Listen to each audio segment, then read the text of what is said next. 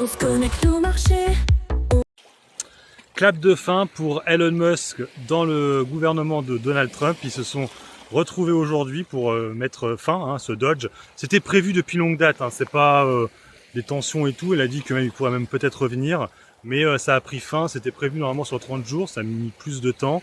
Et de toute façon, voilà, c'était un truc qui n'était pas non plus à vie.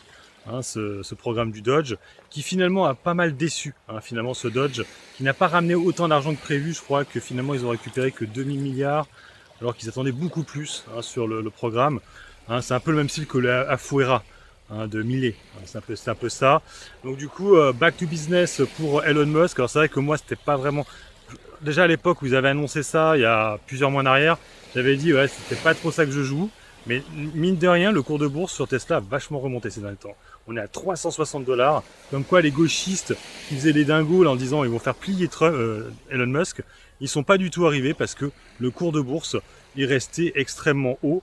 Et tous ceux qui jouaient les shorts se sont fait défoncer sur la valeur, les gauchistes là. Bien fait pour eux, j'ai envie de vous dire. Hein, voilà. Donc c'est fini pour Elon Musk, qui va du coup revenir aux affaires. Je sais pas, là il doit présenter du coup les nouveaux robots. Hein, qui sera, je crois, bientôt, hein, mi-juin, il me semble, ou début juin. Pour ce qui est de Donald Trump, il faut savoir qu'il y a un nouveau surnom maintenant, Taco Trump. Hein. En gros, c'est pourquoi c'est Taco, c'est pour Trump Always Chicken Out. Hein, c'est-à-dire, en fait, il flippe par rapport à cette droite douane. À chaque fois, il change hein, d'idée. Et du coup, ça fait un peu poule mouillée, grosso modo. Donc voilà, c'est son nouveau surnom. Après, c'est vrai que je trouve que ces derniers temps, il change trop rapidement d'avis. On l'a vu avec l'Europe, même pas un jour, et hop, il change d'avis. Pour moi, c'est trop rapide, ça. C'est pas comme ça que tu vas faire de la pression.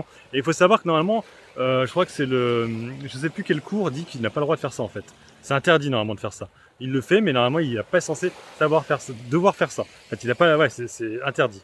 Donc, normalement, il devrait peut-être même devoir arrêter de faire ces droits de douane de folie, là, sur tous les pays. Donc, ça aussi, c'est plutôt une bonne nouvelle pour les marchés. Hein, donc là, actuellement, le marché américain est en retard, hein, sur le marché européen, surtout sur le DAX, hein, qui cartonne. On est quasiment à des ATH, hein, sur le DAX grâce à la guerre, hein, les tensions. Même SAP, Adidas, ça cartonne, Remtol, tout ça, donc ouais, magnifique. Le CAC 40, lui, est un petit peu en retard. On est qu'à 7800 points. Après, je rappelle que le CAC 40, il n'y a pas les dividendes réinvestis. Il y a aussi pour ça. Voilà, bon, je fais le point. En tout cas, bon, semaine finie. Bon, on va débuter le mois de juin, hein, la semaine prochaine. Le mois de mai, finalement, a été un plutôt bon mois.